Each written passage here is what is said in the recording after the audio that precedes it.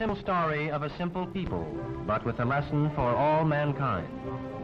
High up on Mount Tichoukt, in the heart of what is now Morocco, live the Saguchans, one of the poorest, most primitive of the Barbary tribes.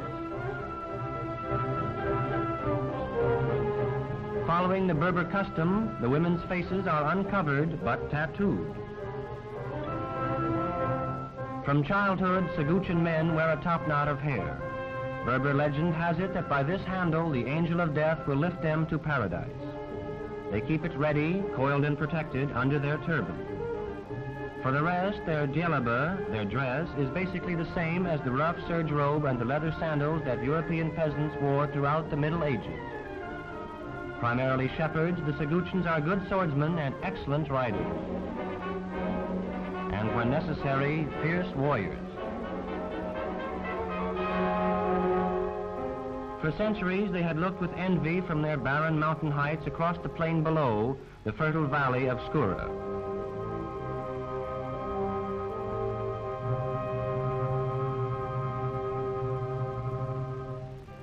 Here at Skoura lived the tribe of Sidi Said, a community of farmers. In the communal olive grove, no family owned more than 1 or 2 trees, and the land itself was often owned by someone else. Conflicts between land and tree owners were common, and discussions animated.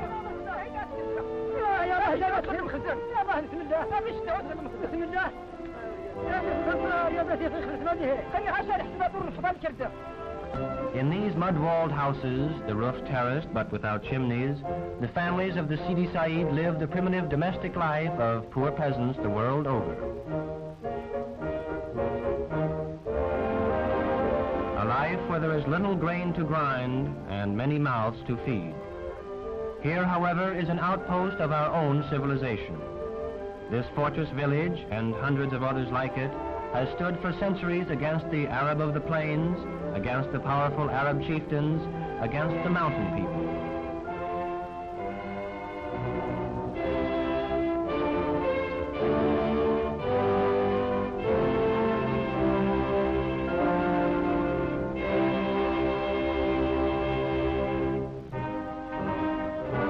Year after year, through the centuries, the bitter winter weather would force the Saguchan down from Mount Tichoukt into the pasture lands below.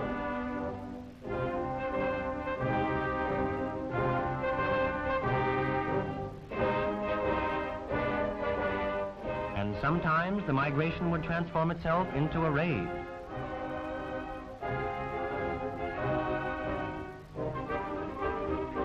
At Skoura, the alarm is sounded.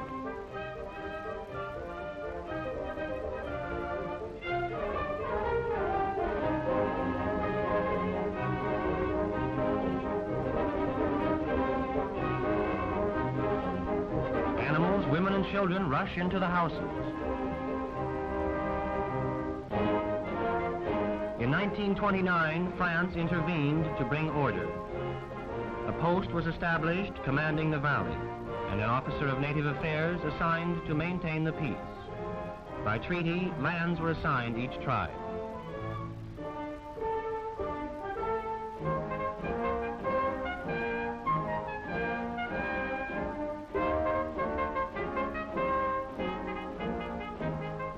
Now the Saguchan themselves have become part of that defense. The instruments of modern warfare worn over the traditional striped djellaba.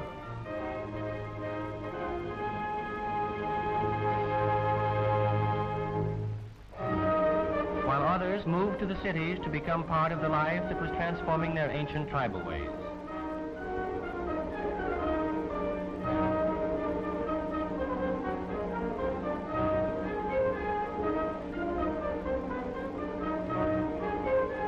The little boys no longer wore their top knots in anticipation of a visit from the angel of Allah.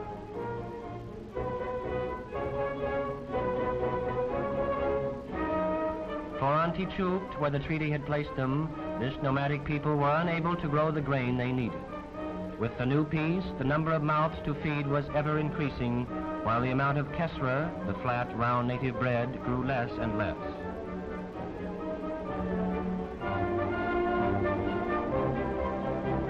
Throughout Morocco, grain is a vital problem. Even in the fertile plains, it has become necessary to trade the old wood plow for the modern tractor.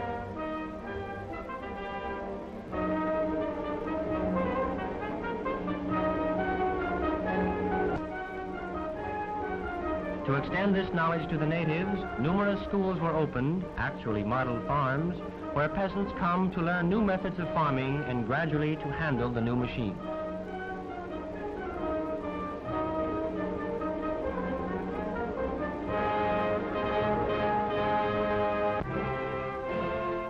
And so at Skoura, one memorable day in March 1946, a delegation from Sidi Said journeyed to the fort in their valley.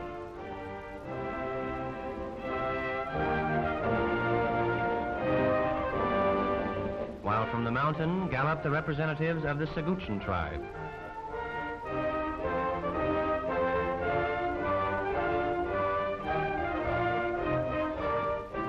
A great diema, or assembly, had been called to propose that the two tribes, traditional enemies, come together to improve collectively the uncultivated land in the plains. The technician who will direct the project makes a proposition. The new cleared land will belong half to the Sidi Said of the valley, theoretically the owners, and half will be ceded by the Magzin, the state, to the Seguchan tribes of the mountain who are now without sufficient land to grow their food.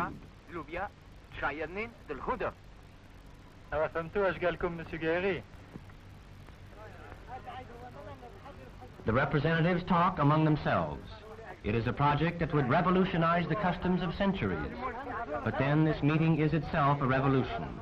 The first time the two peoples have ever met without the sounding of an alarm. It might work.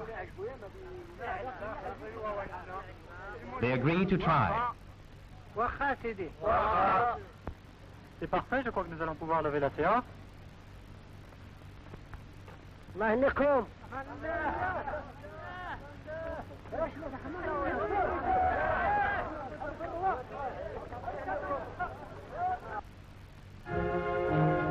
It is 1 year later. Large tracts of land have already been cleared for the plow.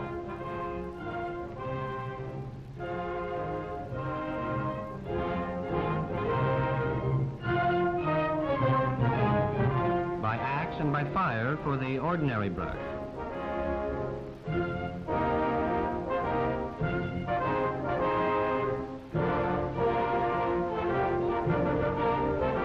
But these thorny bushes have mammoth roots that run deep and must be chopped out completely.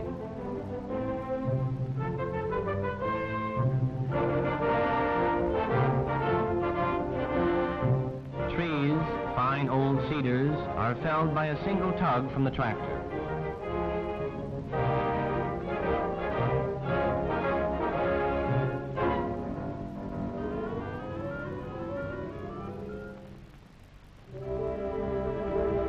But the clearing is not completed until every last stone has been carried away. This is the work of the women. Barefooted, taking tiny steps like worker ants, the Berber women are always carrying wood for the hearth, water for the cooking. Now it is stone from the field.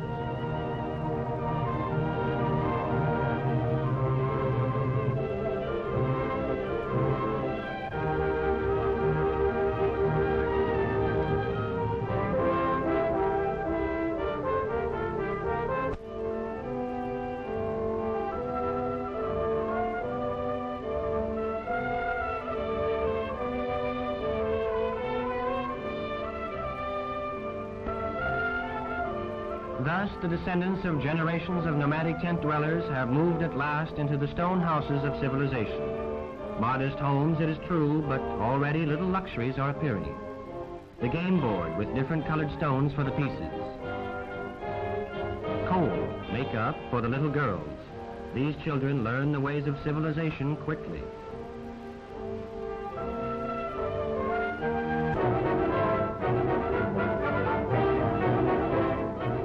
In the center of the valley, a souk has been built, a supermarket.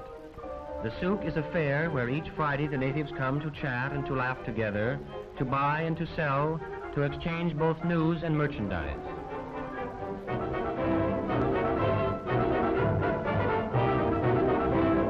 Raw wool for the men's burnouses.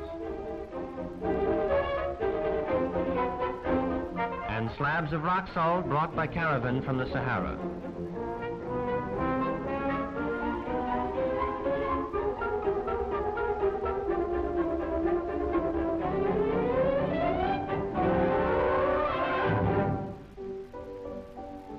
There is also a school here.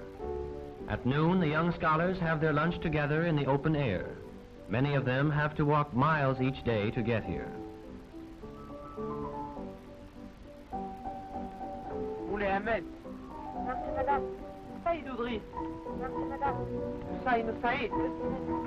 عبد القادر. Merci madame.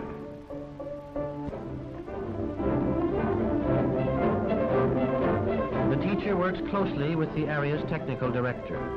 Many of her pupils will soon become apprentices at the model farm.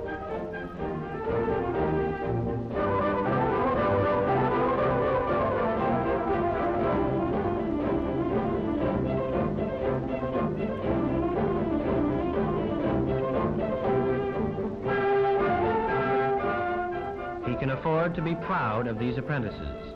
Less than 2 years ago, the young men now working these machines were shepherds on Mount Tishut.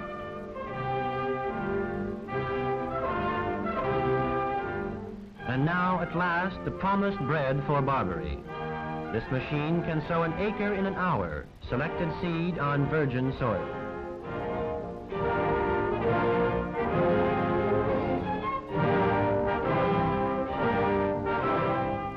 This old Berber repeats the solemn motions of sowing.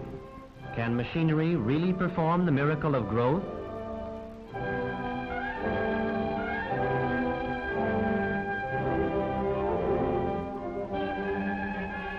The land is good, but now a new problem. Each year the rain gauge shows less and less water.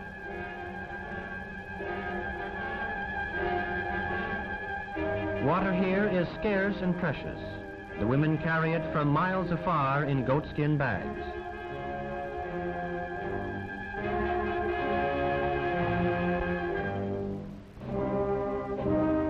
And each spring, when the drought has been prolonged, a procession of children parade before their priest, carrying the bride of the rains, whose magic can make the storms descend from the clouds.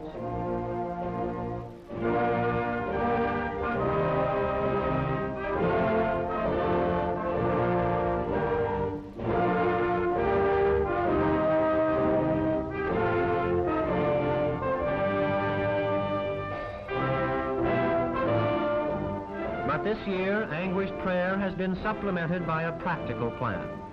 An irrigation canal will bring them their precious water from a river in the next valley.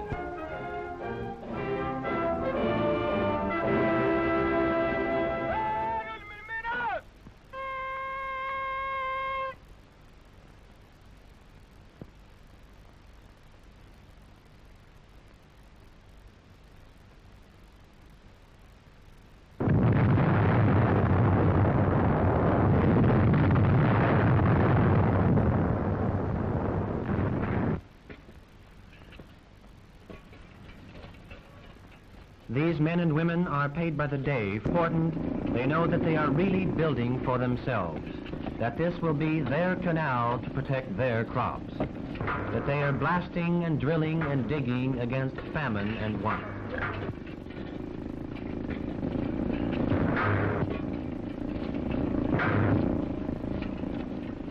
Once the canal has been dug, mortar and stone are needed.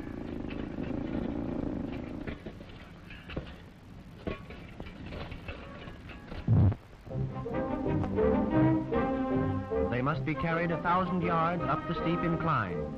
Not by railroad, not by wagon, not even by mule pack. Again, it is the Berber woman, sure-footed as a mountain goat, strong and infinitely patient.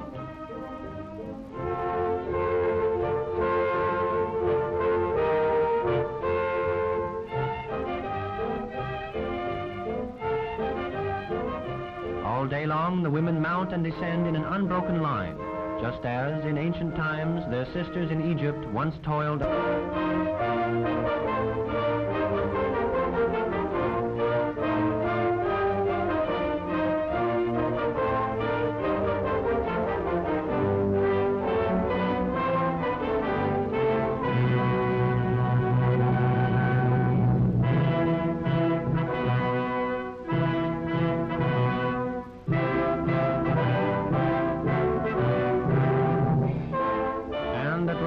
at the head of the valley, a jubilant crowd assembles and prepares the traditional sacrifice.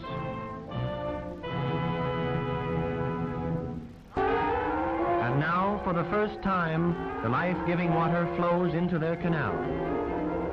Peasants and workers join together in triumphant procession.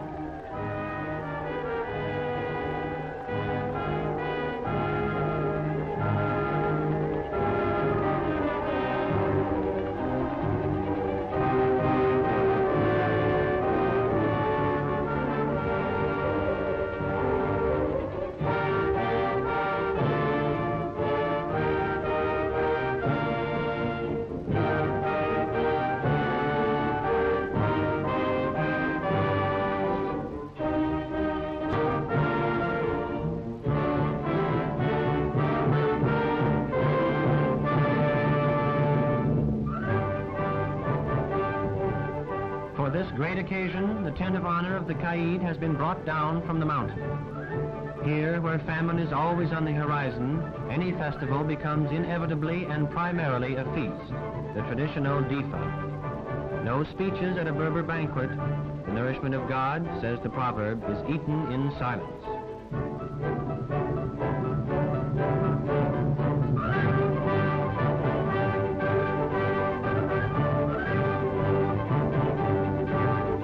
Bowls are not forgotten.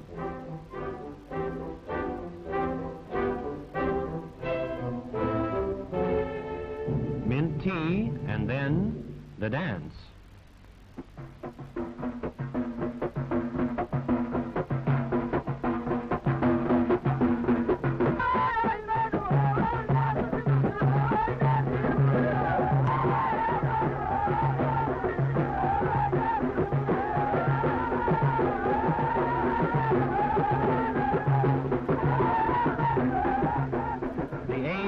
Like the ancient bacchanal, is danced by everyone, all inspired by a common joy. Today, these men and women dance because fresh water has been brought into their plain. They dance because tomorrow, and on all future tomorrows, there will be bread in abundance for all.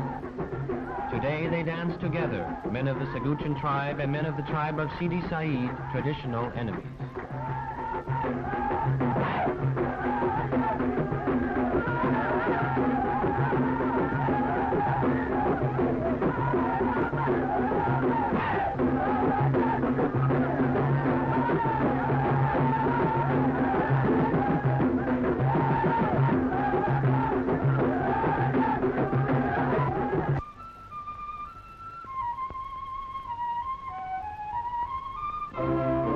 For they have found, as all can find, that working together with their fellow men has brought them new prosperity, has brought them peace.